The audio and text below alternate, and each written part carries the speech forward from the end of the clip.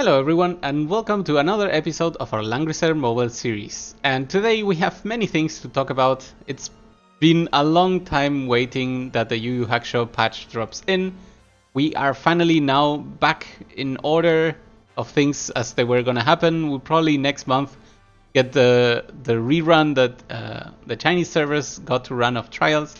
But for now we have something very cool to focus on, which is the event itself of Yu Yu Hakusho, the crossover banner of Yu Yu Hakusho, both of them, and of course the Apex semis and finals that will happen later today and tomorrow. We will be streaming those too. So, before we get into that, though, I thought it could be a very cool opportunity to try to explain to any new players what these type of events run for. So it could be that some people are joining the game just because Yu Yu Hakusho crossover is live and they may have been long-time fans of the series. In general, there are many types of events. However, the monthly, known as monthly type of event that is running right now is usually very similar to any others. In it, you will find a list of rewards, for example here, point reward, that ascends all the way to like 90,000 points. Yes, that's correct. That being said, it is also very useful for any type of player, even low-level players, to try to grind as much as they can. In particular, valuable are crystals, vouchers, and of course, memory shards of heroes that are not available any other way. That being said, this particular event has a lot of materials that are extremely useful for new players. These bond flowers or bursting heart keys, most veteran players now have accumulated a bunch of them and may no longer find a lot of use for them. However, for new players, almost all of these ingredients become very, very important while they are leveling. So, get onto it. These points are accumulated through what is called a point level map. And there are usually 3 types. Sometimes there is more types depending on how the points are distributed. But in general, you can count on these 3. Each of them costs 10 stamina, so it's very possible also to grind them ad infinitum. And it doesn't matter which level you are grinding, it is possible to get all the rewards. It will just obviously take 1 time longer, 2 times longer, sorry, the other way around. Normal length, 33% less speed, and then 1/3 of the speed to grind all the points to max. And also, if people look at it, they may think like 300 points even in the maximum level, and the maximum price was 90,000. That's a ton of grinding to do. Well, actually, it is not, because if you are using the heroes, or you or your party members are using the heroes mentioned here in the recommended heroes section, the points will be tripled in total. So if 5 heroes are deployed of extra points, they are that much better. Sometimes the events also have a tiny reward for the first time you finish each map. This is not the case in particular for Yu Yu Hakusho. So for example, let's say I want to start my grind and I go directly to the level 55 map. Usually it may get tricky if the units we have prepared are not exactly the ones that are mentioned here in the points app, but I think all of my heroes in this case are capable of fending themselves off against these enemies. So we of course could prepare a little bit better depending on the skills. I think, you know what, it's gonna be fine. We're gonna use this. This is gonna be fine, and Edwin is gonna punch people. Yep, that's gonna work out. One of the advantages of having had the order of things happening missed is that we're currently running a level 60 event as level 70s, at least for max level, which means most of the challenges will be a lot easier than expected. Most of the levels will be undeniably easier than expected, and that's actually pretty cool. It's useful, it doesn't cost us anything, and to be honest, there was not really a lot to win by having the challenge in the most complicated way. So I'm just gonna let the auto battle fight for us while I continue explaining some things. Almost all of the challenges that have been run, I think actually all of them, contain also what is called the challenge levels. And challenge levels are, well, quite obviously, levels that are extremely difficult to solve, and that they usually hold a unique reward that you can only claim once. In the case of the events, in the case of this event in particular, the challenge levels reward controller points. Yes, controller points, which are needed if you want to redeem character unique assets. So it could be weapons, accessories, or so on. That some characters have unique gear that can only be earned by having enough controller points.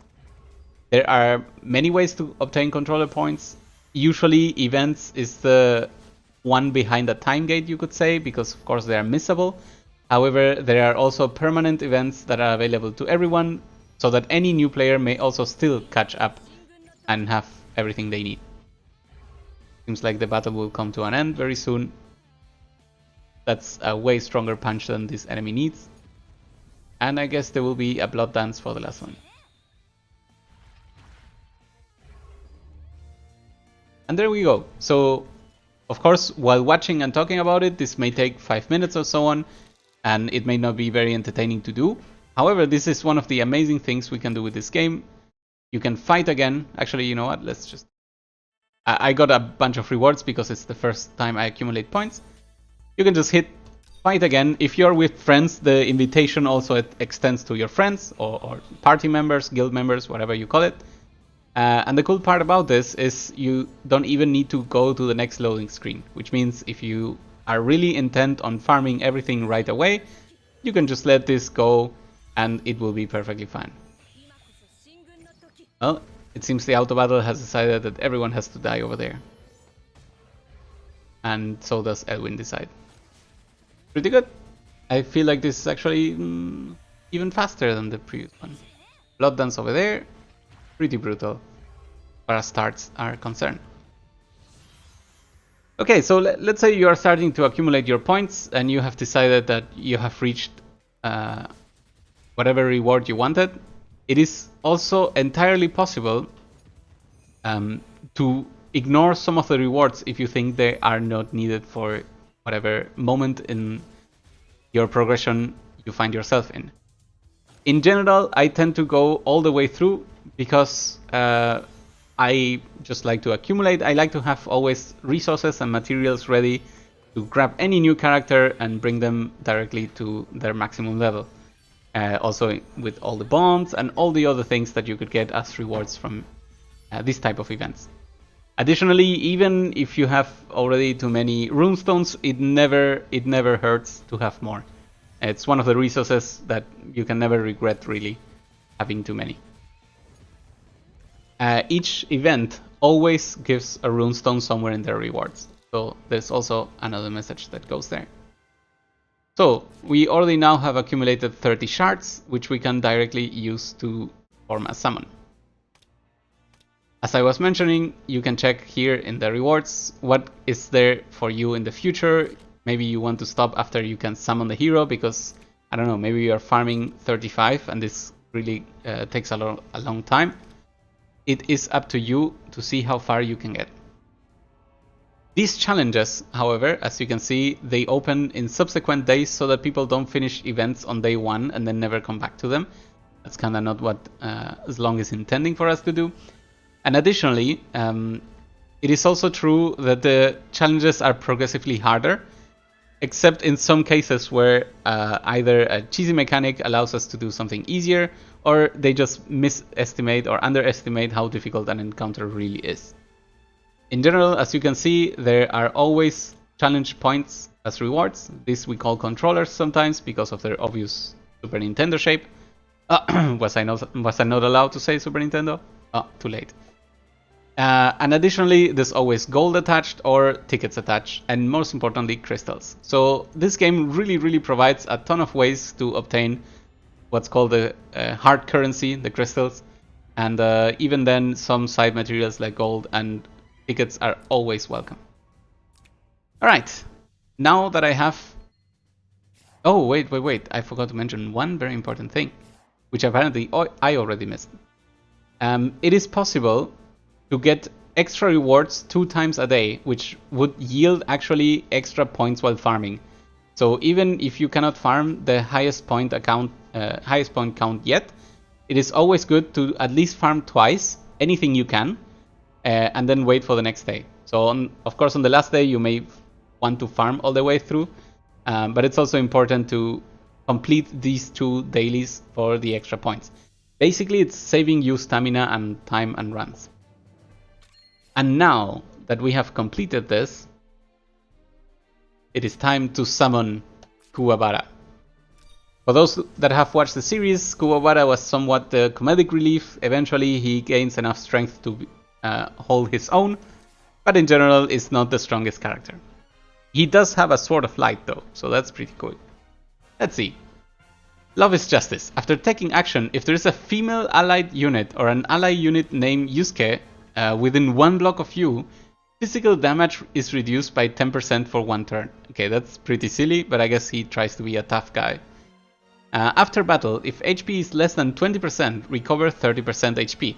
I'm guessing this goes up to 100% because that sounds like a healing mechanic. And I don't know how high the physical damage reduction will go, but I'm guessing only up to 20. I already see that there's a guard skill, so it kind of points out that they would be able to block. Please remember, in the case of the guard skill, this does not have a passive blocking ability. So let's do some experimenting and some exploration for Kuwabara. With that being said, we should change this. Kuwabara.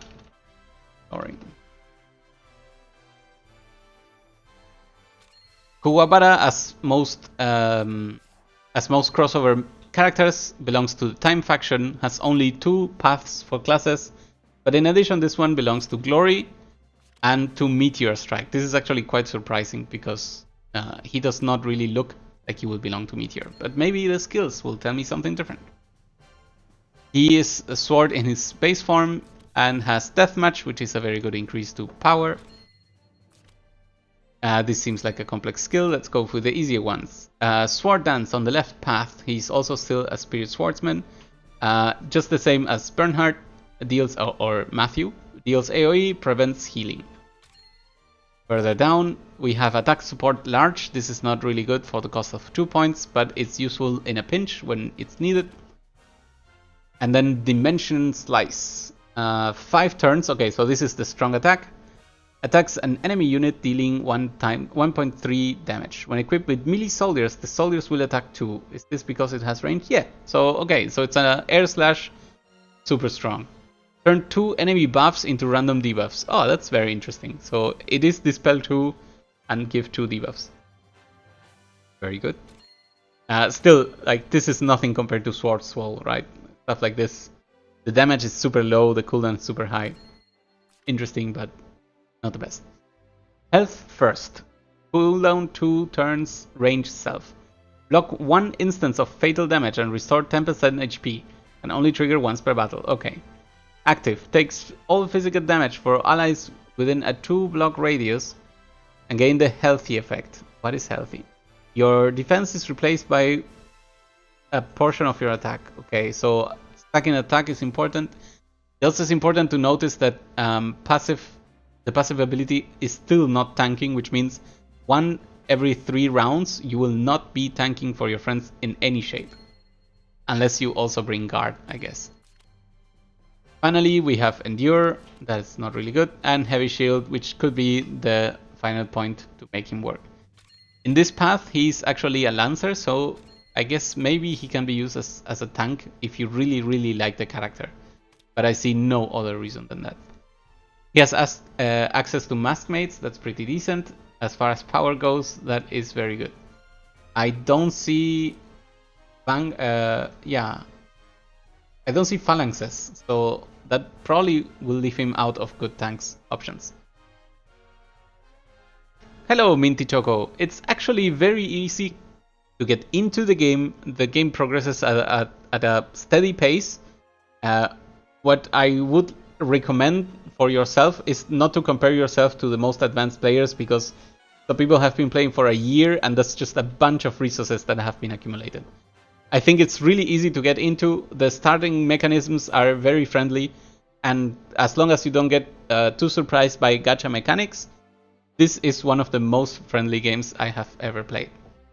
Especially if you also just want to participate a little bit with money by buying the VIP privileges. They are like 5 or 10 euros per month, and they give way more stuff than any other gacha game can offer for money, or at least that I have seen.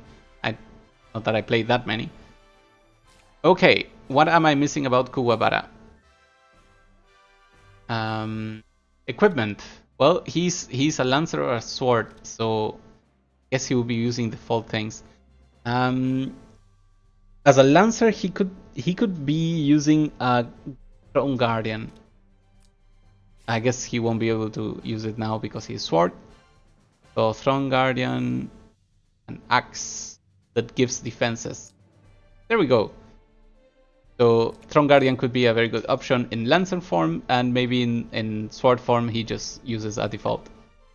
What if you are free to play? I have played this game free to play for the first 6 months, and I feel like I was still very competitive. I needed extra boosts, and that's why I was enjoying the game a lot. That's why I swapped over to VIP, and that's all I spent. However, I can say there are very, very, very competitive free-to-play players still. Of course, they started a long time ago. That's why, in order to get to their place, you would have to dedicate yourself to the game. However, it's absolutely possible to do all the things as free-to-play. Yeah, actually, yes. It is still to the day that we have some free-to-play players participating in the top 32 of the tournament that we are about to watch. So I think it's really inspiring for some people, and free-to-play really is possible in this game, which is quite a surprise to many. Alright, we have given an introduction to Kuwabara and to the event of Yu Yu Hakusho, and we are about to jump in for the semi-finals of the Apex Arena broadcasting. So wait for me 2 minutes and follow me as the next moment begins. Hello, Phil Elf, how are you doing? I will be right back, and we will begin the broadcasting of the semi-finals of Season 2 Apex Arena in the global server. Be right back.